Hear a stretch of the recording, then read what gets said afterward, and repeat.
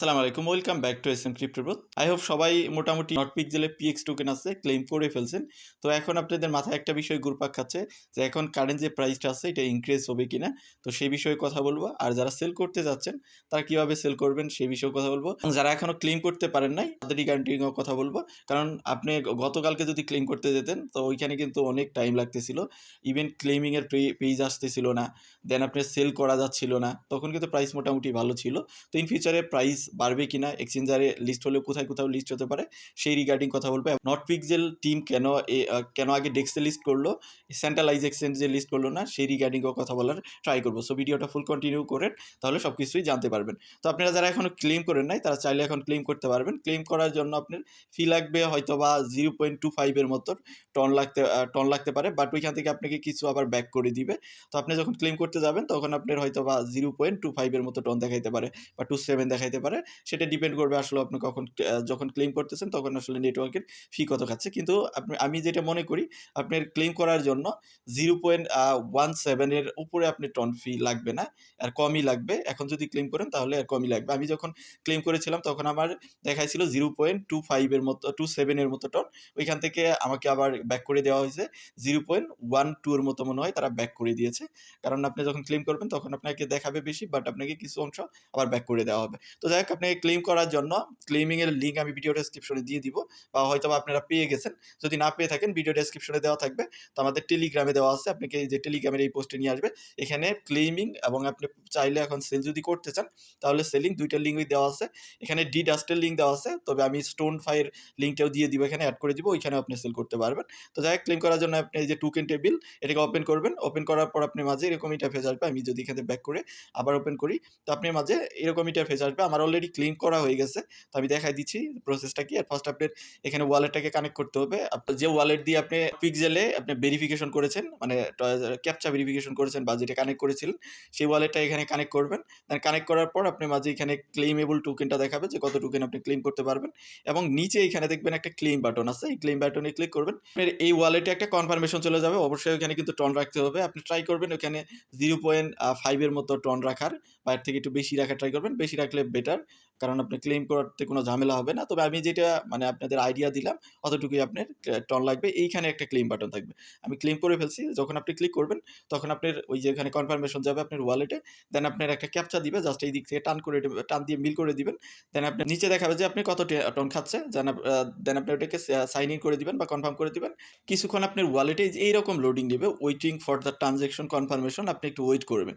তো আমি যখন এটা ক্লেম করেছিলাম হয়তো বা রাতের 1টার পরে, মনে হয় 2টার দিকে, তো আমি ক্লেমিংয়ে দিয়ে রাখছি, মানে অনেক টাইম লাগছে। মোটামুটি আমি 1-1.5 ঘন্টা পরেও দেখেছি যে আমার এইরকমই আছে।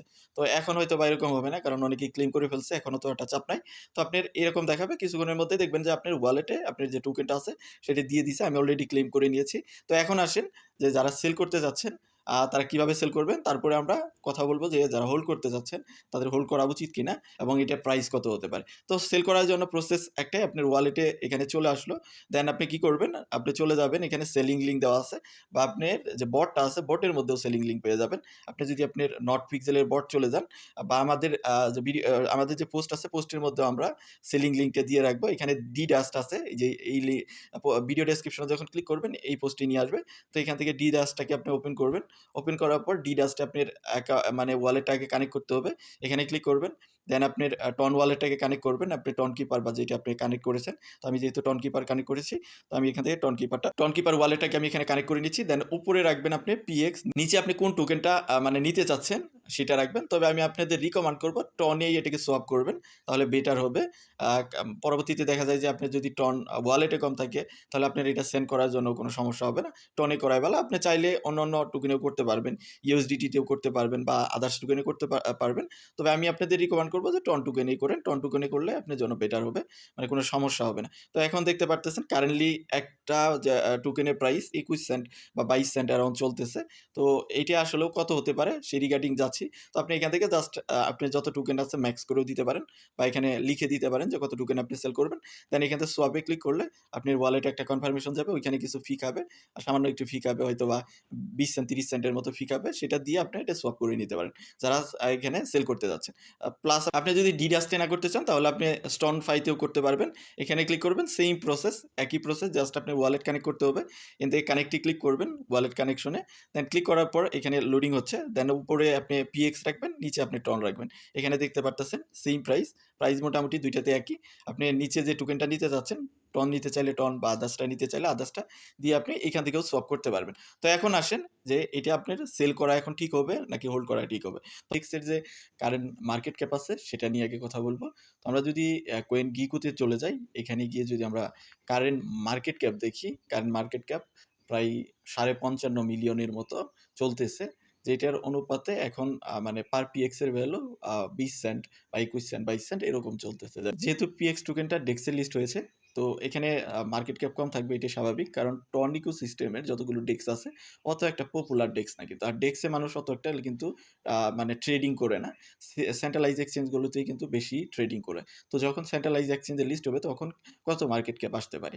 আর মানে ফার্স্টে ডেক্সে লিস্ট করার কারণ কি? তো আপনারা হয়তো বা অবগত আছেন, লাস্ট ২ দিন আগে টন ফাউন্ডেশন থেকে কিন্তু একটা অ্যানাউন্সমেন্ট দেওয়া হয়েছে যে টেলিগ্রামের মধ্যে যতগুলো মিনি অ্যাপ লঞ্চ করা হবে সবগুলোকেই টন ইকোসিস্টেমের মধ্যে যেতে হবে। টেলিগ্রামে আপনার একটা মিনি অ্যাপ লঞ্চ করলেন, দেন আপনি ইউজারদের থেকে টন বিভিন্নভাবে ফান্ডিং করলেন বা বিভিন্ন অ্যাক্টিভিটিস করলেন টন দিয়ে।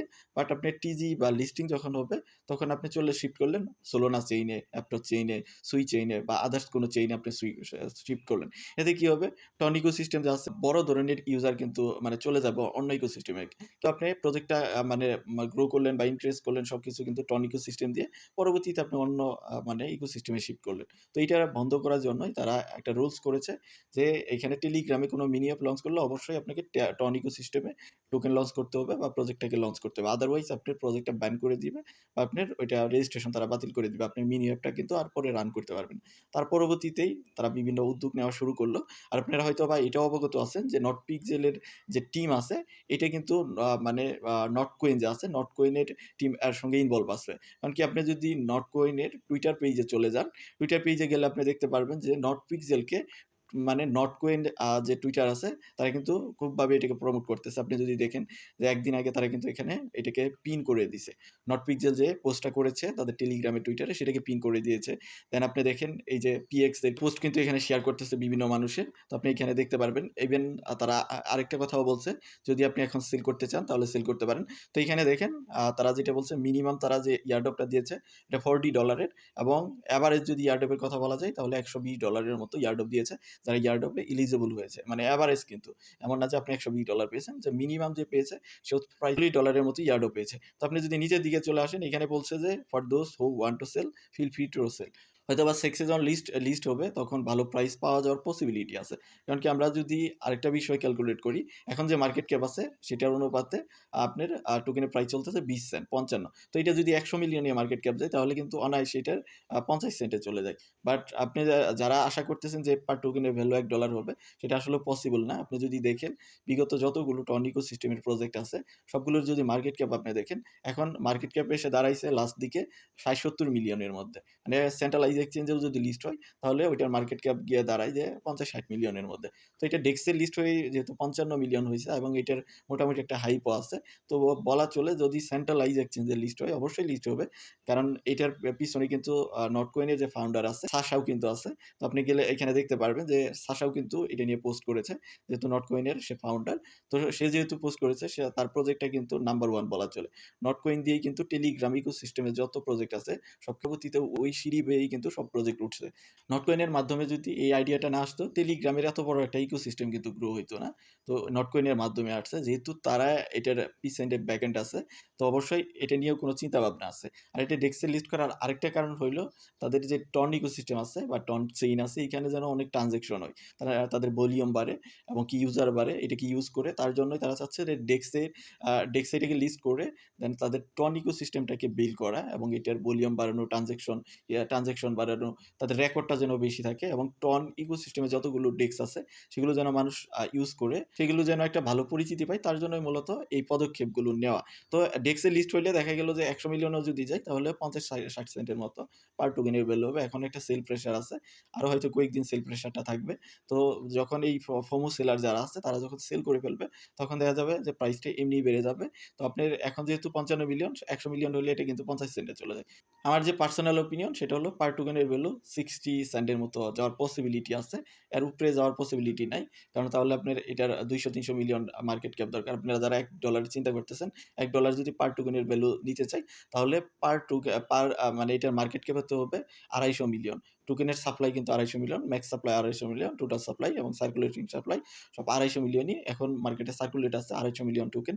তো পার টোকেনের ভ্যালু যদি $1 করে নিতে চান তাহলে ২৫০ মিলিয়নই মার্কেট ক্যাপ লাগবে। এখন ৫৫ মিলিয়ন আছে। যদি এটা সেন্ট্রালাইজড এক্সচেঞ্জে যায় তাহলে হয়তো ১২০ মিলিয়ন ৩০ মিলিয়ন যেতে পারে। তো তার সেটা হিসাব করে ১২০-৩০ মিলিয়ন এর যদি হিসাব করি তাহলে ৬০ সেন্টের দিকে প্রাইস যাবে, ৬২-৬৩ সেন্টের দিকে যেতে পারে যারা সেন্ট্রালাইজড এক্সচেঞ্জ পর্যন্ত মানে ওয়েট করবেন। আর যদি ওয়েট না করেন তাহলে এখানে হয়তো একটা ভালো প্রাইস আসতে পারে। কারণ নটকয়েনের প্রাইসও কিন্তু ডেক্সে কিন্তু অনেকদিন ভালোই ছিল।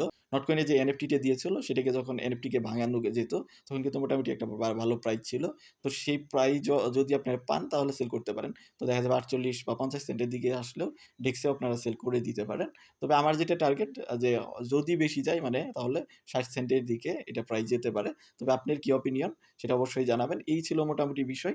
তো আমার যেটা অপিনিয়ন এটা যদি সেন্ট্রালাইজড এক্সচেঞ্জে যায় তাহলে মার্কেট ক্যাপ ১১০-২০ মিলিয়নের মতো হতে পারে। এটা বড় জোর। কারণ টনিকো সিস্টেমের কিন্তু অবস্থা ভালো না। কারণ মেক্সিমাম প্রজেক্টই কিন্তু স্ক্যাম করেছে ইউজারদের সাথে।